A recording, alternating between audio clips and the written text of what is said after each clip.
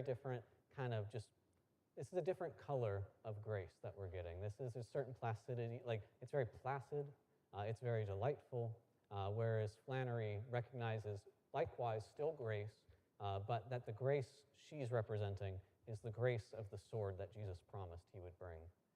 That Jesus repairs us and saves us and recreates us, but he first has to put, in a way, he has to put us to death to ourself because we have turned inward. But it is the wounding that also comes with the binding, as Job tells us. Yes, absolutely. Did we have one more point back there?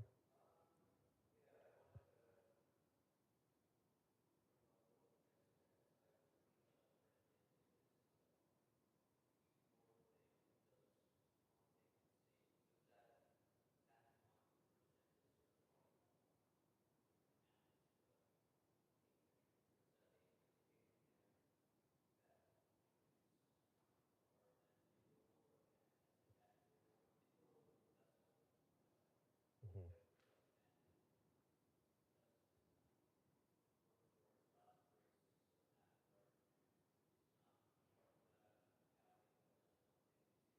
Mm-hmm.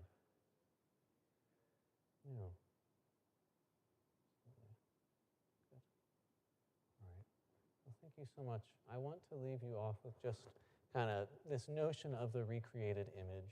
What we've been discussing today. We are made in the image of God. Simply by our nature, we have a capacity to know and to love. By the grace of Jesus Christ, we put on the new man. Our nature has been repaired, recreated, and we are entering into a deeper imaging of God by his grace, perfect knowledge and love of him. We become that image of the Creator. So thank you all. We'll open it up for a little bit of questions. I've kept you long enough, though, so feel free to keep the Q&A short. We did a little bit of back and forth with the poetry, but thank you so much. If you have any questions, I'm happy to field some. So Joe, our inspiration for the night, has brought up the fact that we have some delightful images of the image. We have some stained glass window booklets, all depicting stained glass from our lovely church here, St. Patrick's, and then some rosary booklets that go along with that. So if you are interested, yeah. Mm-hmm. All right, and Joe Harkins will be signing copies for a small markup in the back.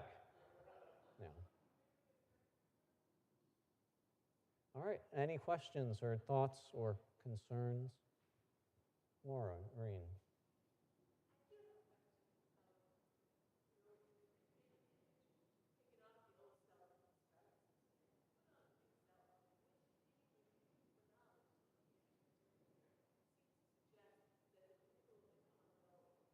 Mm.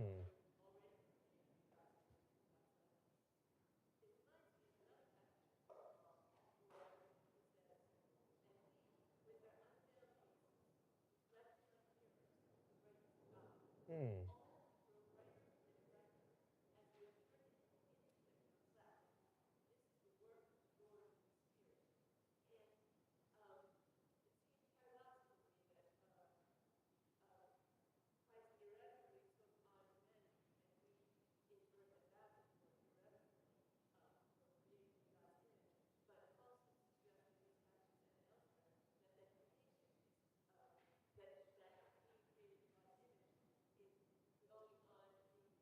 Mm.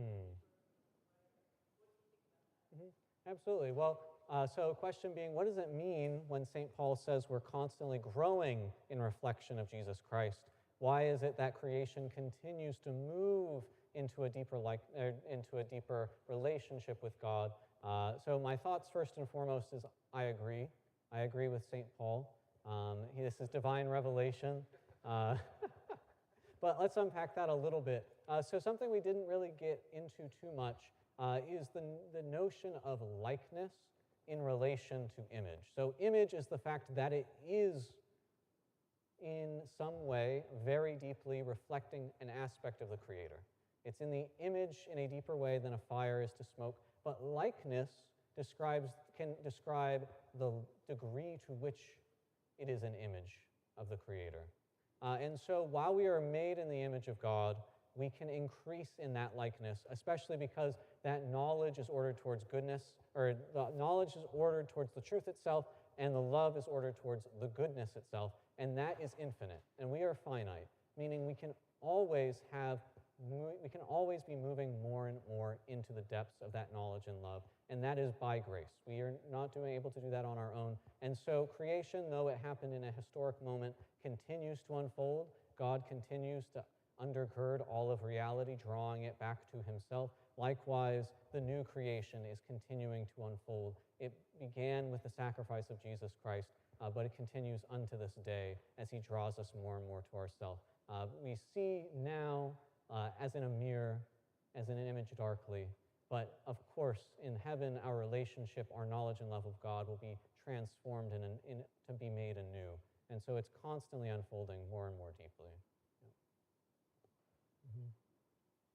Any other questions? We have time for one more. Yep. Two. We'll do. We can do two. We can do two. You've twisted my arm.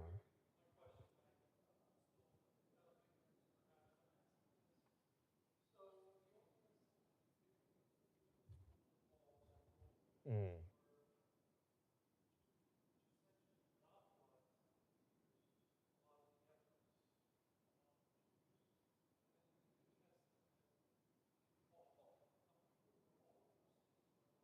Mm-hmm.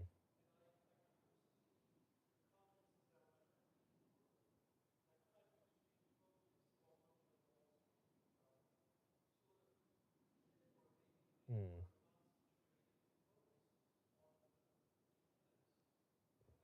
Mm.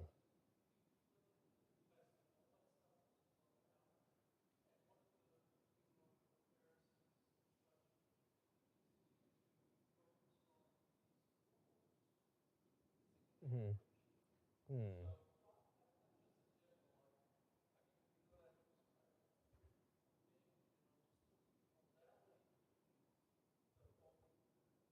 Mm.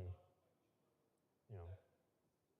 Mm. We can certainly relate it. So question being, what is the role of the old law in light of the new law, and how does that relate to, especially that turning inward? Was this is this kind of a program of turning outward? Is there over focus on the turning inward that the old law kind of overemphasized? And Paul is saying, let's do away with it. So first important point, the old law was legitimate, instantiated by God, and given to his people for a time, and it is totally legitimate. We understand that the old law anticipated the new law, and the new law perfects the old law. Romans 8 does not do away with the law, but it says there is no place now for the law of sin and death. St. Paul says that the law of the Spirit of life in Christ has set me free from the law of sin and death. And so there is law. There is law that is perfecting the old law, that which anticipated it. And the law is the law of the Spirit, namely love of God, and by way of that love of neighbor. And so in a way that does also work to draw us out of ourself. It is love of God, and it is a movement away simply from the image to the Creator. There's more to your question? Mm.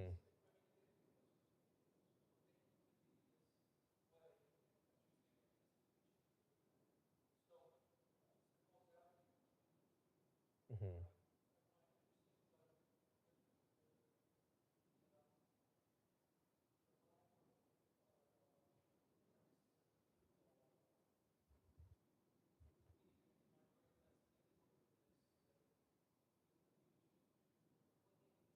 Mm.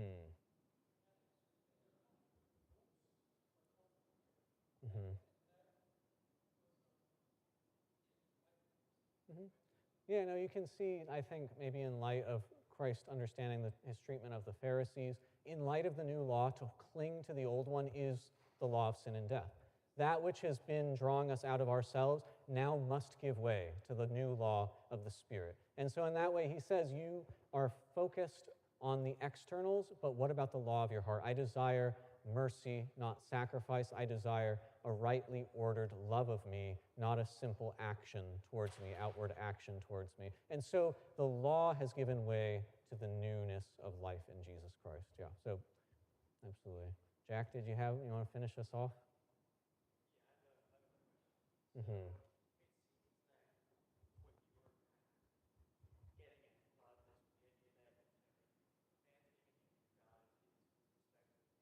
Mm-hmm.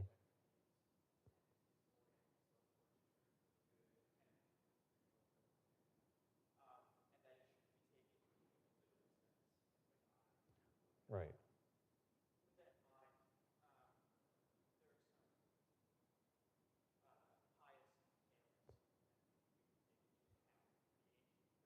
Mm-hmm. Okay.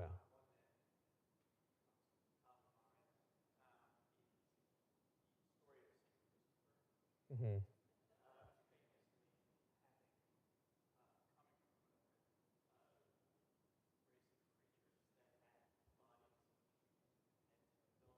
Mm-hmm.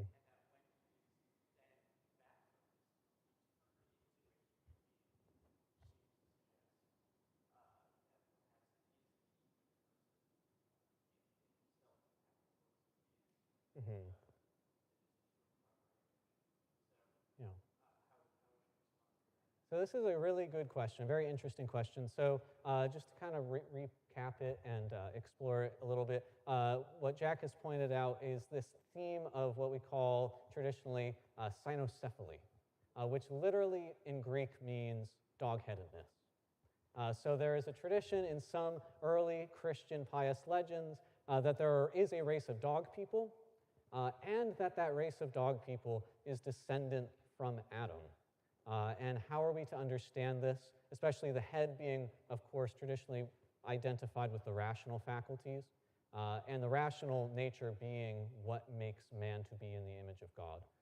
None other than St. Augustine himself does treat this question in Book 16 of the City of God, and he has a very interesting answer.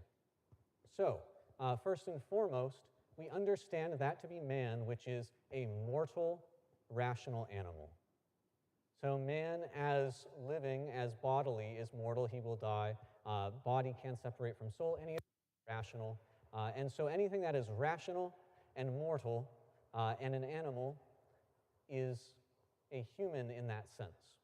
And so as a descendant of Adam, more fully, the cynocephaly, the dog-headed one, actually would be considered to be a rational creature and would be considered to be in the image of God. He treats this alongside several other examples of what he calls monstrous births.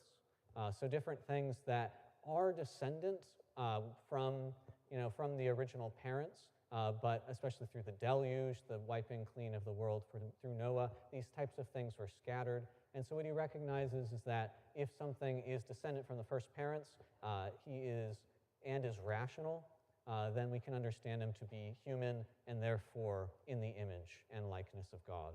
So the cynocephaly, I can firmly entrust to you to be in the image of God.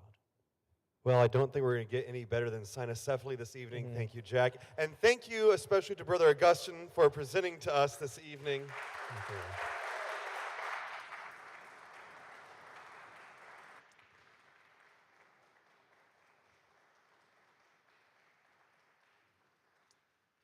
Brother Augustine and other Dominican friars will still be around for these and other theological questions, and we welcome you to hang out and chat for a little bit, and then we'll have Compline coming up here at 9 p.m. I'm being motioned by Brother Cashin, whose feast day it is today, that there's water over there. So if you want water, we got you.